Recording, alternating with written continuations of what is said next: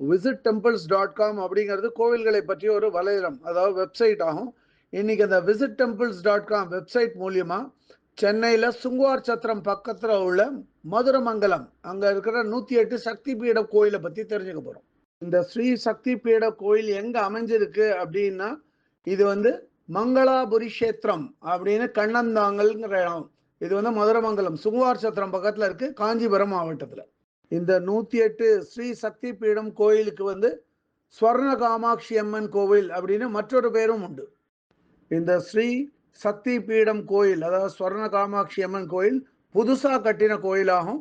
இதுக்கு வந்து பிப்ரவரி 2019 தான் கும்பாபிஷேகம் நடந்தது. கோவில் வந்து பிரதான சாலையிலேயே அமைஞ்சிருக்கு. இதற்கு வந்து தெற்கு நோக்கிய ஒரு நுழைவாயில் இருக்கு. கோவிலுக்குள்ள நுழைஞ்சா முதல்ல கிழக்கு நோக்கிய ஒரு சன்னதி. இந்த கிழக்கு நோக்கிய சன்னதி யாருதுன்னா, இது ஸ்ரீ ஸ்வர்ண விநாயகரோட சன்னதி. இந்த சன்னதியை பார்த்த மாதிரி ஒரு நெய்வேத்திய பீடம், அதாவது பலிபீடமும் ஒரு மூஞ்சூர் வாகனமும் வச்சிருக்கா. கிழக்கு நோக்கிய சன்னதியில ஸ்ரீ ஸ்வர்ண விநாயகர் ஒரு பீடத்து மேல காணப்படுறார். அந்த பீடத்துக்கு கீழே, அதாவது ஸ்வர்ண விநாயகரோட ரெண்டு பக்கத்திலையும் ஸ்ரீ மகா பெரியவா மற்றும் நாக தேவதையோட விக்கிரகத்தை வச்சிருக்கா. இந்த விநாயகர் சன்னதியை அடுத்து ஒரு பெரிய ஹால் இருக்கு. இந்த ஹாலுக்கு வந்து ஸ்ரீ சங்கரா ஹால் அப்படிங்கிறா. இதுல ஒரு சின்ன மேடையும் இருக்கு. இங்க சுப நிகழ்ச்சிகள் எல்லாமே தாராளமா நடத்தலாம். இந்த 108 சக்தி பீட கோயிலுக்கு உள்ள நம்ம போகும்போது கிழக்கு நோக்கிய ராஜகோபுரம் இருக்கு. கிழக்கு நோக்கிய ராஜகோபுரம் 3 அடுக்கு கொண்டது. இந்த ராஜகோபுரத்தை பார்த்த மாதிரி ஸ்ரீ குருஜியோட மணி மண்டபம் அமைச்சிருக்கா, மேற்கு நோக்கி இருக்கு. இந்த குருஜி மணி மண்டபத்துல ஸ்ரீ காமாட்சி குருஜி சுவாமிகளோட படத்தை வந்து வச்சிருக்கா. கிழக்கு நோக்கிய 3 அடுக்கு ராஜகோபுரம் அப்படின்னு சொன்னேன். அந்த ராஜகோபுரத்துக்கு கீழே ஒரு கிழக்கு நோக்கிய விநாயகர் விக்கிரகம், கணபதி விக்கிரகத்தை வச்சிருக்கா. இந்த ராஜகோபுரத்தை கடந்து போனா வந்து ஒரு நெய்வேத்திய பீடம், அதாவது பலிபீடம், அதுக்கடுத்து ஒரு பெரிய துவஜஸ்தம்பம், ஒரு கொடிமரமும் காணப்படுறது. இந்த கோவிலோட மூலஸ்தானம் கிழக்கு நோக்கி அமையப்பெற்ற மூலஸ்தானம். கிழக்கு நோக்கி அமையப்பெற்ற மூலஸ்தானத்துல மூலவரான ஸ்ரீ ஸ்வர்ண காமாட்சி அம்மன் சர்வ வல்லமை கொண்டவர். இவர் வந்து அமர்ந்த கோலத்துல காணப்படுறார். அதே மூலஸ்தானத்துக்குள்ள உற்சவமூர்த்தி விக்கிரகமான ஸ்வர்ண காமாட்சி அம்மனோட விக்கிரகத்தையும் பார்க்க முடியும். மூலஸ்தானத்துக்கு வெளிப்பக்கத்துல கிழக்கு நோக்கி 2 துவார பாலகிகளோட விக்கிரகத்தை பார்க்க முடியும். அதே மாதிரி 2 பாவை விளக்கு வச்சிருக்கா. இதெல்லாம் பார்க்கறதுக்கு கண்ணுக்கு அதி அற்புதமா இருக்கு. இந்த மூலஸ்தானத்தோட மகா மண்டபத்துல இடைவிடாத ஸ்லோகம் ஒலிச்சுட்டே இருக்கும். அங்க கூடும் பக்தர்களுக்கு இதை தவிர வேற எதுவுமே காதுல விழாது, நிசப்தமா இருக்கிறதுனால கூடும் பக்தர்கள் அம்பாளை ஆத்மார்த்தமா தரிசனம் பண்ணலாம். இதே மகா மண்டபத்துல மேற்கு நோக்கிய ஒரு பஞ்சலோக விக்கிரகம் இருக்கு. அது யாருதுன்னு பார்த்தா, அது ஸ்ரீ மகா பெரியவாளோட பஞ்சலோக விக்கிரகம். இவர் வந்து மூலஸ்தானத்தை பார்த்த மாதிரி இருக்கார். அந்த நாட்கள்ல ஸ்ரீ காஞ்சி மகா பெரியவா தக்கோலம் போகும்போது இந்த இடத்துக்கு வந்து இங்க உள்ள மாமரத்துக்கு கீழே அமர்ந்து தவம் பண்ணதா சொல்றா.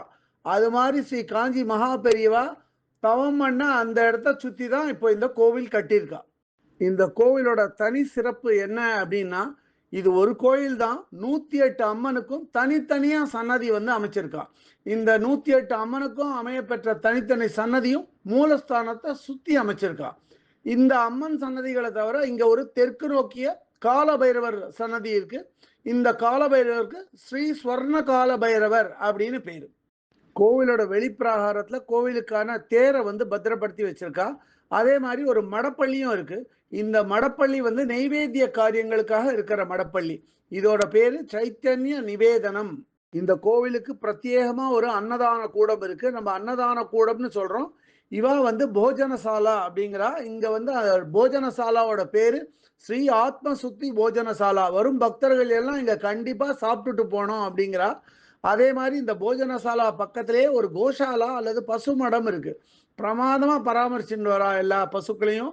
அந்த கோஷாலாவோட நடுவுல ஸ்ரீ நவநீத கிருஷ்ணனோட ஒரு விக்கிரகமும் அமைச்சிருக்கா.